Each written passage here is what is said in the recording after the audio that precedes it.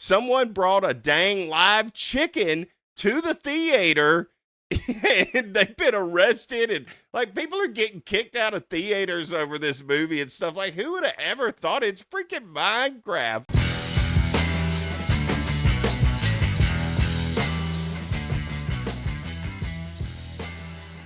I never thought we would talk about Minecraft on this show.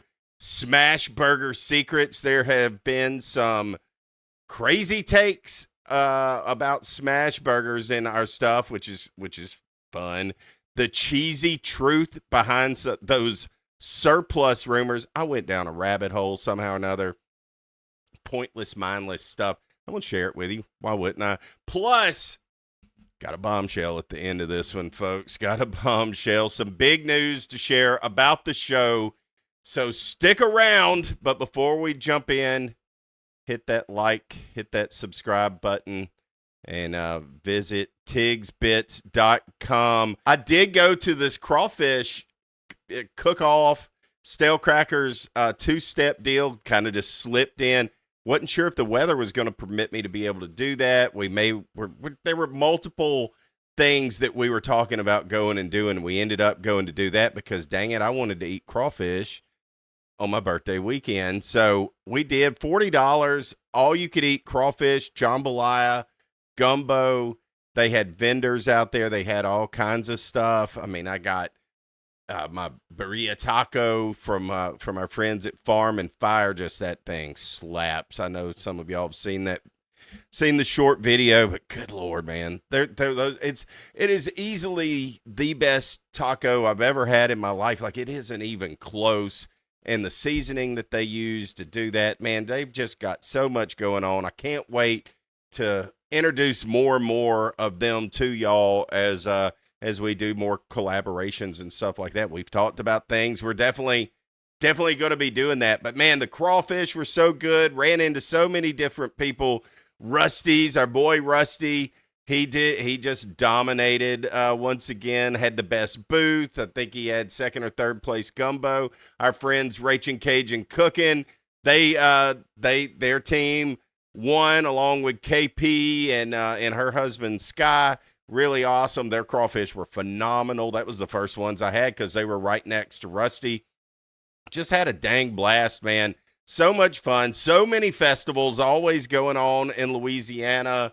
Every single weekend there's something. There's a BYOB or Bring Your Own Burger or something. I'm sorry. I know I'm butchering it. That's going on this weekend. Look, go follow our friends at Travel to Boot.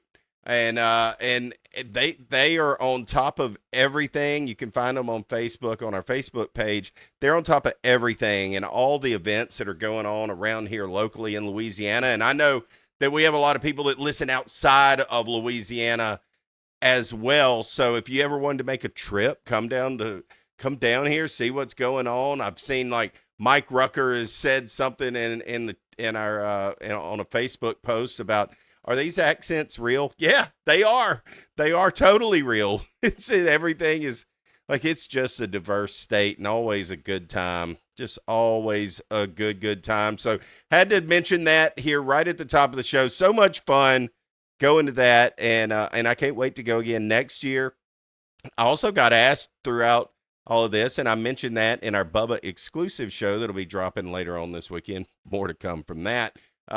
I've been asked to be a judge at the City of Lights Crawfish Cook-Off, which is happening May 17th. So that's going to be a lot of fun. This whole Minecraft movie, I know that a lot of y'all have probably not seen it, and I can also say probably are not going to see it. I feel confident in that.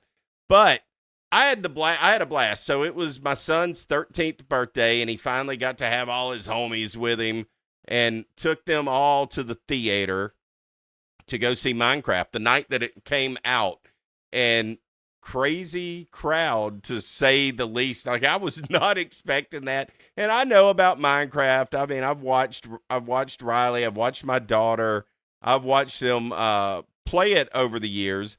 but I've not. I don't know all the little intricacies and all that's in there. In fact, my daughter, I told her that I was going to talk about this on the show tonight, and she was telling me some inside iggies, if you will, about Minecraft that I didn't realize, and some little nuggets that were in this movie. Number one, highly entertaining movie. I don't care if you play Minecraft or know anything about it or not. It is entertaining. It is moving.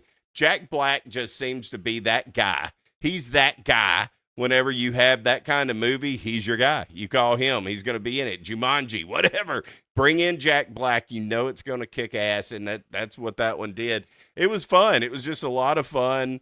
He got Aquaman in there, so it's highly entertaining, to say the least. But what I wasn't expecting to happen while I was in there watching this movie was people going nuts. And that's exactly what happened. I mean, you had kids freaking clapping. People were yelling. There's just a ton of energy that happened in this movie, especially in the chicken jockey scene, which is just, I mean, people are losing their damn minds. It beats all that I've ever seen. So much, in fact, and why I'm even talking about this is recently someone brought a dang live chicken to the theater, and they've been arrested, and like people are getting kicked out of theaters over this movie and stuff. Like, who would have ever thought? It's freaking Minecraft. I just think it is hilarious. I just think it is freaking hilarious. So anyhow, watch this clip. This is crazy.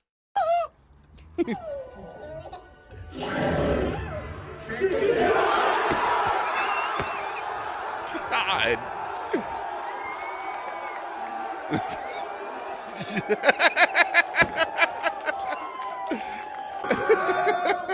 I mean, dude, seriously.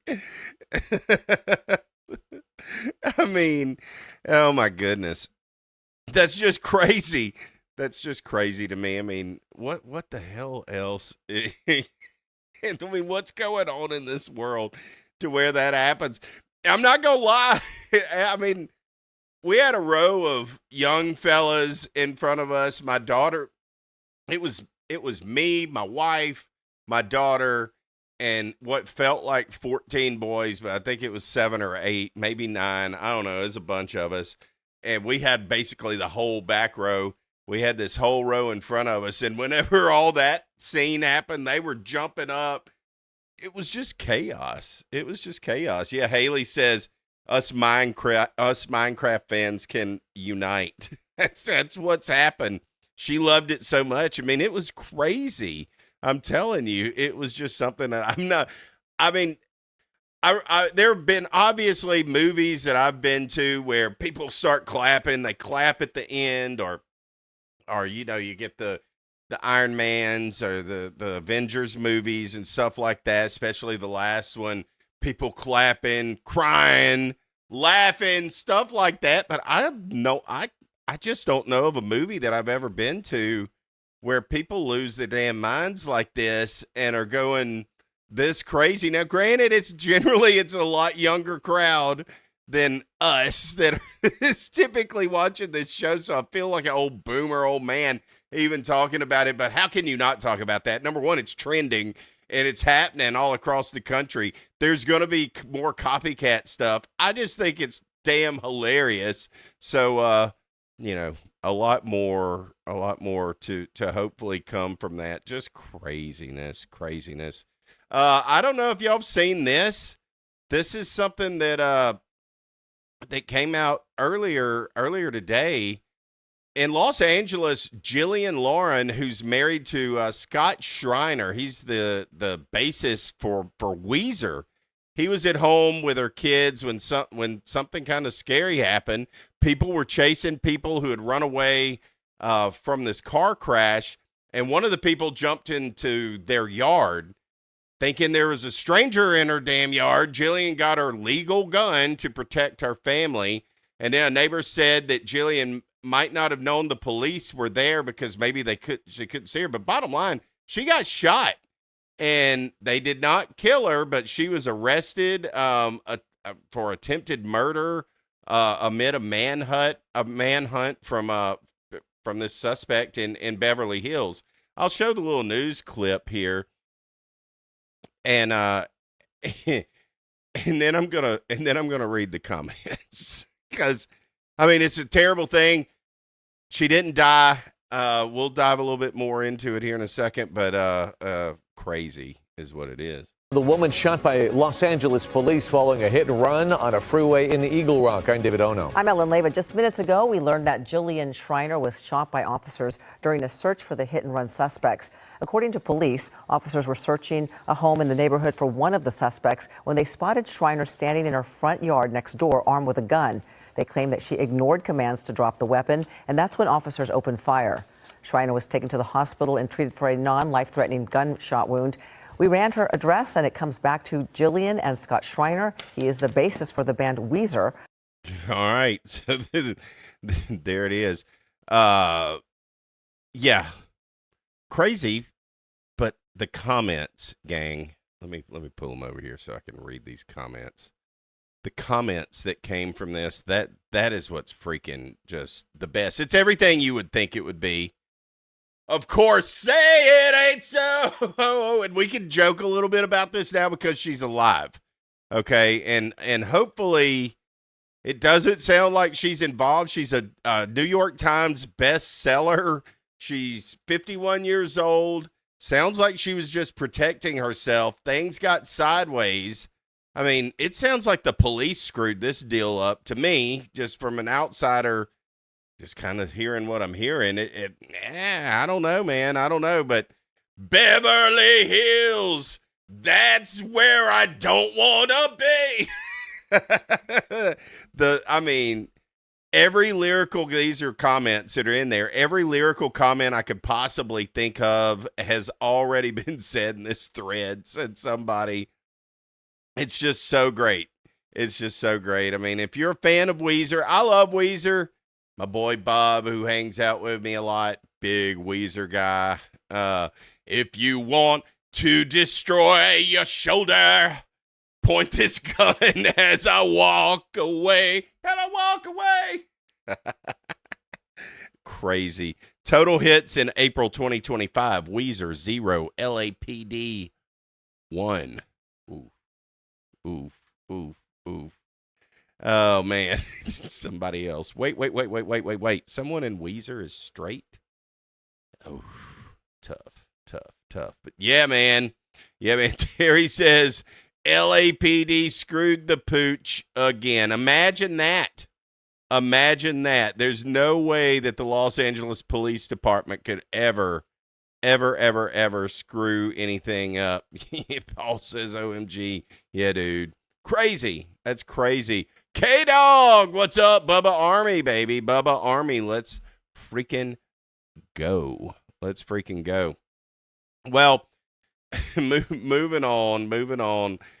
I'll tell you, I don't know how I got in this rabbit hole, but somehow or another, and I put it in my notes. You know, I've always got show notes for doing these, and something will hit me, or I see some post or something that maybe I should expound on. Trust me, y'all only get what I think is the best of these insane scribblings, I'll call them. But I found this interesting. So I don't know where this rabbit hole comes from, but somewhere I heard it was maybe a clip, a reel, something that cheese, the reason that pizza places like Pizza Hut and all of that really thrive is because of the government. So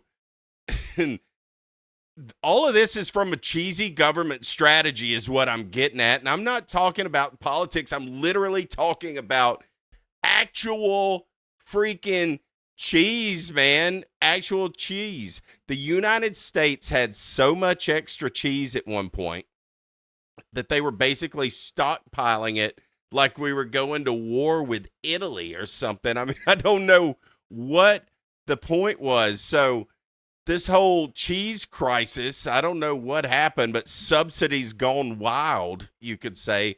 Back in the day, the U.S. government thought dairy subsidies were a great idea. They did it with milk. If you can, some of you who are old enough, a lot of us listen, some of you maybe not, can remember all these milk ads. They still have milk ads with the white mustache. part of the whole dairy deal. That's part of it too. But the United States government was sitting on a mountain of cheese, like literally over 500 million pounds of cheese were just chilling in storage back in the 80s and 90s. There's probably still some out there in a cave somewhere. Who knows? But instead of just throwing all that cheese away or selling it to mice or whatever, the USDA had a brilliant ass idea. Here's their brilliant idea. They created the Dairy Management Inc. Dairy Management Inc., one of the finest dairy establishments. Basically a secret cheese marketing squad is what it was. And they were tasked to solve the problem of doing what we do best in this country, convince people to eat their way out of it. You can eat your way out of it. Of course you can. Of course you can. So they teamed up with the rising pizza kings at the time, late 70s, 80s, definitely 90s. Pizza Hut, Domino's, Little Caesars, Papa John's later on, and any of the big chains. And they dropped the cheesiest marketing campaigns that you've ever seen. They helped to develop new menu items. They ran ads saying that cheese was fun and indulgent. They could never really say it was super healthy for you. We all know it isn't the healthiest thing, but God, isn't cheese good? But they pushed this extra cheese like it was some kind of a luxury product. And that's why everything in the 90s especially came with like triple cheese stuffed, or some kind of weird cheese lava explosion. I mean, just think about it. If you go back and you remember everything, cheese, and then more cheese and more cheese. But you know what? It freaking worked. Cheese consumption in the United States tripled since the 1970s. Pizza chains exploded. We're basically living in a cheese-based economy right now, all because Uncle Sam didn't want to throw out some cheddar in the 80s. Isn't that crazy? So, yeah, if you ever wonder why your pizza has 6 different kinds of cheese, now you know. You can blame the government, and you can also thank them, because without it, we might not have stuffed crust pizza. And that's a world I don't want to live in. Yeah, you got to be careful with it, though. Riley loves him some stuffed crust pizza. He really does. He loves that stuff, and for whatever reason, lately I've been getting on it too. I've enjoyed the DiGiorno's stuffed crust pizza. It's so terrible for you, but I've enjoyed it. I mean, whatever. Terry Wayne, Pizza Hut in the 80s was the bomb. Dude, was it not? Was it not? And, of course, a lot of you guys know that Terry Wayne he and I went to the same school.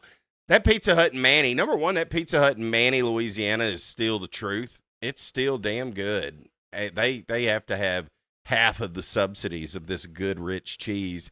But it was even better in the 80s and the 90s, and they had the buffet and those. It was just old school. It was like you remember those pizza joints. But I don't know how I learned about this or why. I mean, I know why I found it interesting. Somebody made an accusation. It could have been on Rogan that the U.S. government funded this cheese thing, and I went, wait, what? That's no way. No way. Yeah. Yes. Yes way. Yes way, as they say. Yes way. Yeah, Paul says that he did not know that. I'd heard this stuff before, but I never really dug into it. But it seems as if that is the truth. That is the truth. I like cheese on pizza, but not mac and cheese. How the hell could you not like mac and cheese? It doesn't have cheese on it. I think I'm playing Paul. I don't think you mean it exactly like that. Y'all have any Pizza Hut buffets still around? Nick the Gun Guy asks. None that I know of. I can't think of any. It's possible. It's possible. I'm not going to lie, though. Pizza Hut, their Pizza Hut thin and crispy. You could put that up against any pizza that I've ever had. And I know that there's people that, I mean, over here playing and dabbling in the food space. And people are going to be like, what?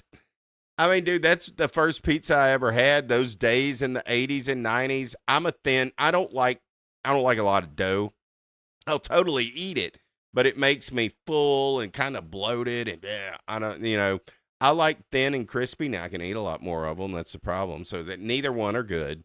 But I like thin and crispy with extra cheese. Speaking of extra cheese, they hooked me. They got me. I was a kid. I was one of their key demographics. If you remember, they had that whole Book It Club, too, which was a lot of fun. Your incentive was to get a small personal pizza because you read some books. And that was fun. And I always wanted to get that. I totally remember doing that. Just the alt goes back to incentives. That was put into schools. Book It was put into schools by the government to give away free pizzas. That's crazy, isn't it? If you think about that. Oh, look, real Southern Mama. Got to meet her this past weekend. Carmen, so nice to meet you. So nice. Her videos are amazing. You want some real Southern cooking? Watch her stuff. Thin and Crispy's her fave too.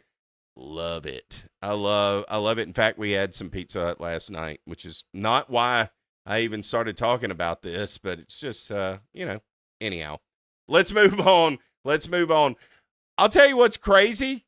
People lost their dang mind over Smashburger. So I've had a video it's 8, if you would say, whatever the cool kids say these days. But it was just a quick little video that we did, one of these lives, Tigs Tonight. And I simply asked the chat, because I knew I had some of the chefs in there and all, what is the best fat ratio for a Smashburger? And instead of a peaceful, helpful group of exchanges online, people lost their damn minds. I mean, they really have. So apparently showing a burger that wasn't smashed enough triggered something deep in people's souls. And I'm not going to lie. I wonder if I did that on purpose. Yeah, I did. I totally did it on purpose. But yeah, I have the video. I'm sure some of y'all have seen it. It's just really simple. What's the best fat ratio for Smashburgers? 80-20, as Brandon, and I did not give him credit. I feel so bad. It wasn't that I didn't mean to give him credit. I was just editing the video, and it didn't flow, but I should have popped it up. Brandon was Stirring the Pot podcast is the one who said that in the chat that night, and I just was reading it back, but I knew that it could maybe, it's kind of helpful just to know that. And the chat got crazy. Let's start with some haters. F them Smashburgers. F them Smashburgers. They're disgusting, he says. Look, Ken didn't mince word. Little Kenny. I'm not going to give y'all's last names. I ain't going to do you dirty because I don't want to go negative, but I got to read some of this because it made me laugh. Keep them coming. I think it's great. Like Austin Dennis does with his little bowls. Who cares? It's fun. I know Southern Mama, all y'all, you understand in the comments, and it's especially with cooking, but I got thick skin. I can handle it. I think it's fun. F them Smashburgers. Mike says, why did we allow these kids to make this a thing? No one should make this horse stuff. Mike typed this with grease on his keyboard, bro. I mean, come on, dude. And maybe a little fury in his heart. The top voice of reason in the whole deal is Daryl, our boy Daryl. I'll cook my meats however I want to cook my meats. Not everyone is the same, so stop trying to get everybody to cook burgers the same way. Not trying to get anybody to cook burgers the same way, Daryl. It's just meat, buddy. It's just meat. Somebody needs to give this guy Kettle Grill because he don't like Smashburgers. Here's a weirdo for you. White people propaganda. That's what this is. No deadening. I don't even know what that means, Dexter. But blink twice if you're okay, dude. Blink twice. I don't know what language this is that you're trying to say, but it sounds like he summoned a demon with some grill tongs or something. I mean, this dude. Here's a runner-up weirdo. Brent. Important. So this guy's going to make fun of the way I say important because we in the South, somehow or another, I don't know how to get rid of it either, add a D to the word important. Important. Got a supporter out there, though. There aren't many in this one. A good Smashburger is not a hamburger. It's definitely a crisp little snack. So he gets it. He gets it. And that's the whole thing. It was Smashburger. All of this on Smashburgers. I've gone entirely too long talking about this and giving the haters some stuff, but it made me laugh. The one argument that I can't accept with a Smashburger, there's, of course, there's you're squeezing all of the juice out of the burger. You're getting rid of all of that. Whatever, and I have friends that are complete proponents of that, and they just believe. I think they truly believe it. People say it's beef jerky, all that. Okay, if you don't like a Smashburger, I can accept the fact that you don't like the texture of the thin, crispy patties. Not a problem with that. But the whole you smashed all the juice out argument, that's just dumb. I mean, I know that there's juice out there. Most of it's water. And yeah, whatever. So we have recorded, JR and I recorded our Bubba exclusive last night, which was, if you remember and you've heard it, it's now on our channels as well. You can check it out. But last week we recorded a show, the deconstruction of Tigs Bits. JR is going to start a solo show. We kind of made some propositions and proposals about what we wanted to happen out there and what was going to go on and all of that with Blasi. Blasi wasn't able to join us last week. He's on the road. He's got a new job, and he's just busy as all get out. So anyhow, we recorded part 2 last night. That will be dropping on Bubba here very, very soon. But I have a clip from it, and this is a little longer clip. This is a 4-minute clip. It's a big announcement.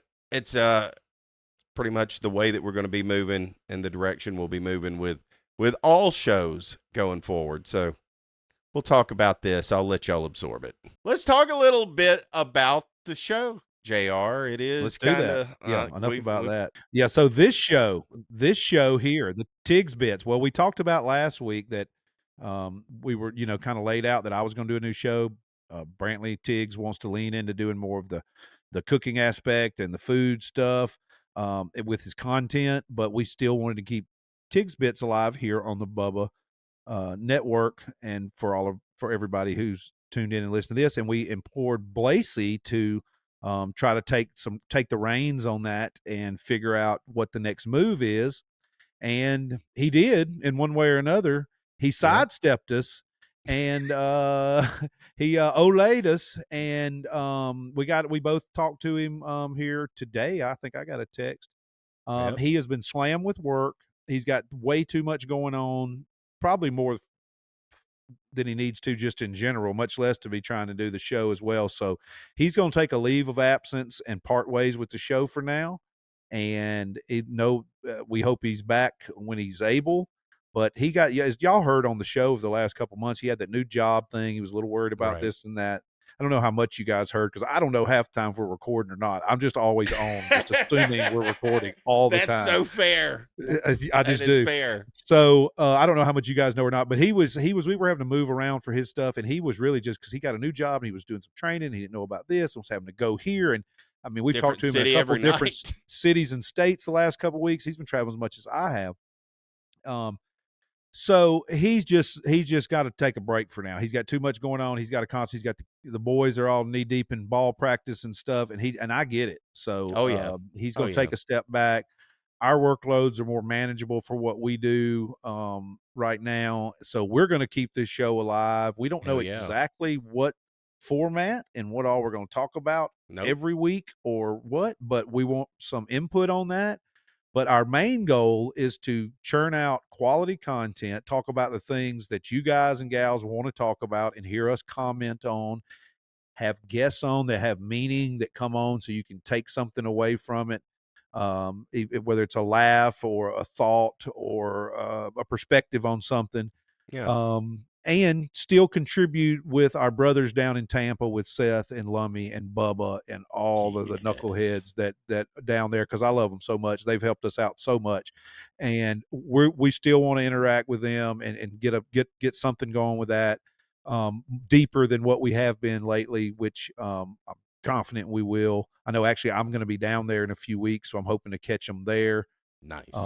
See if someone will come out the show. But so anyway, nothing's going to change. Like we mentioned last week, the show's going to roll on, same bat time, same bat place, and it will morph into whatever the world lets it morph into. Would you say that was a fair assessment, Tiggy? Dude? I couldn't say that any better. JR, that's perfect. That's exactly what it is. We peeled those onions back, the layers last week. We kind of pulled the curtains back and just let y'all in. That's what we're about to do now. Like JR and we've talked. We know this is happening. It is super fresh, but we haven't talked. And we kind of wanted to save our talk for this show, so that maybe there's some ideas. And that's exactly, you couldn't have said it any better, JR.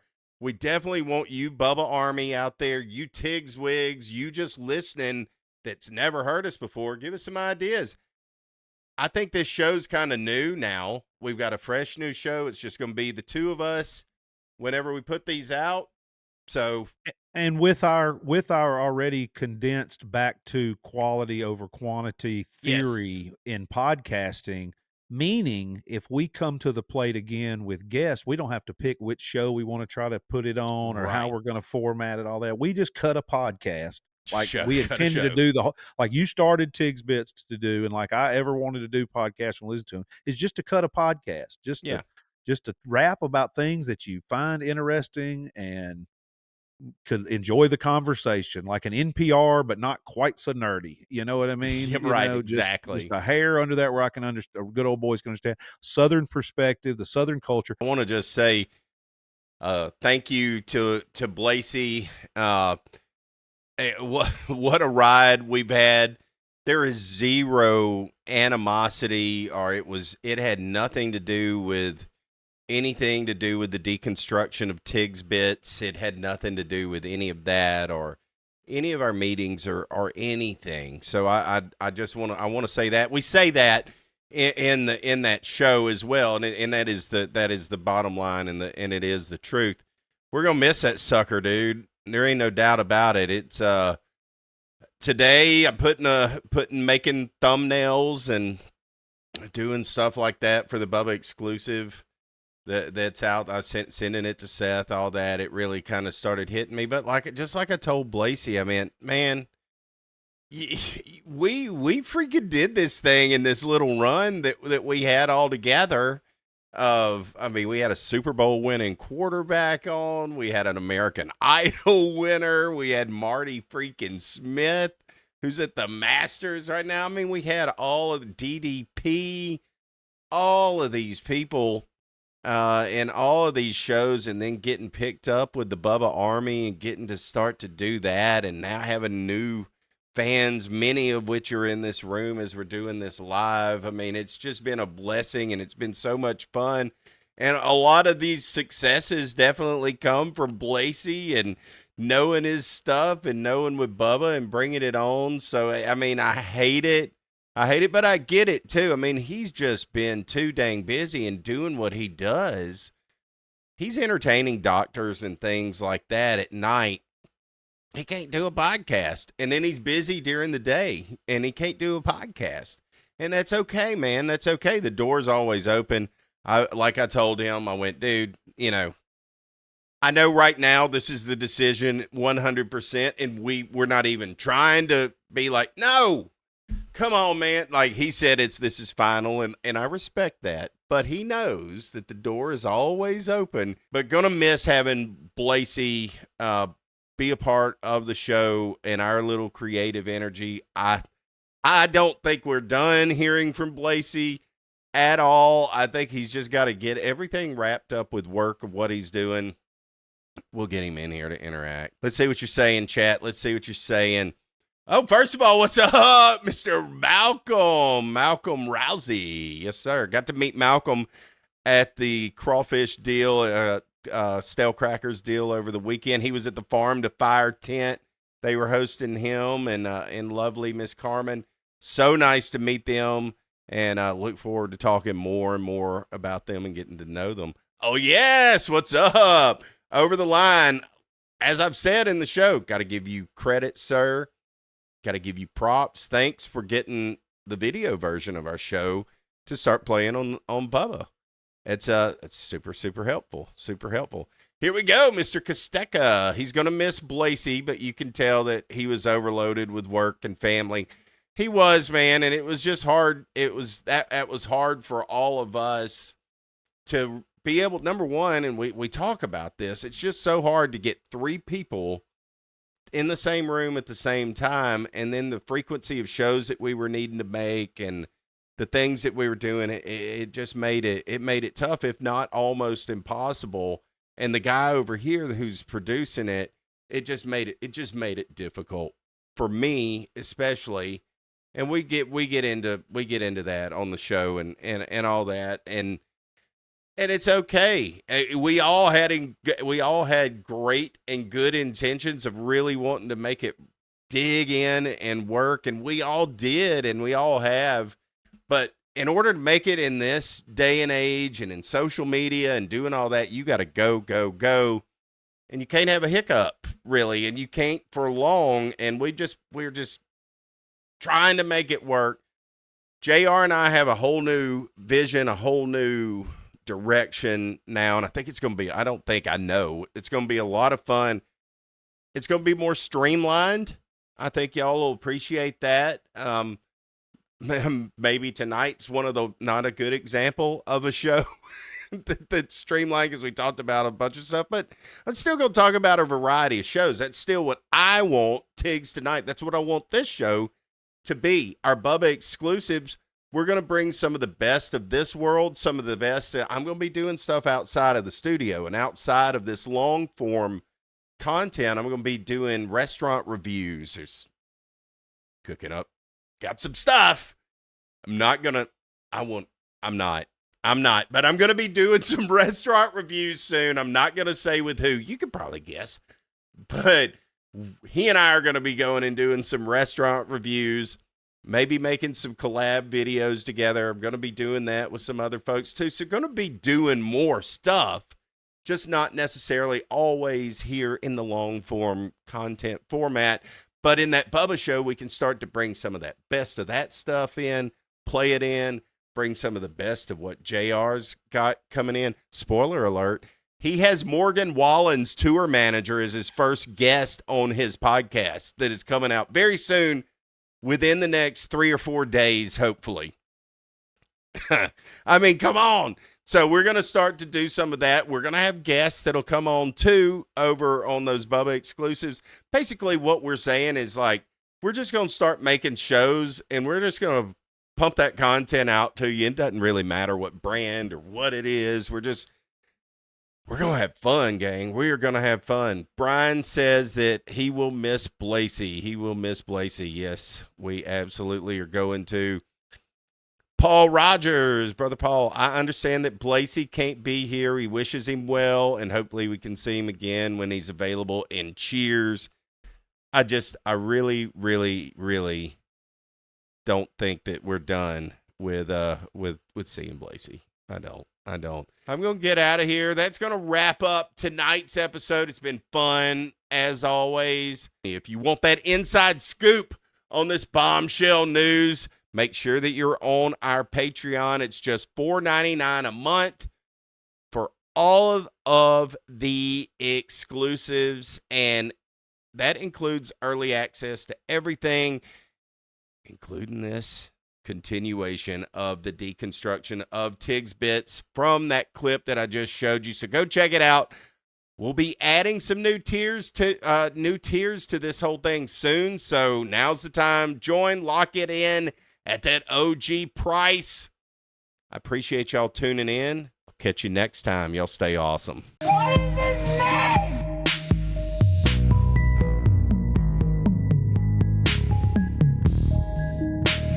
I'm a bad guy? How'd that happen? I did everything they told me to.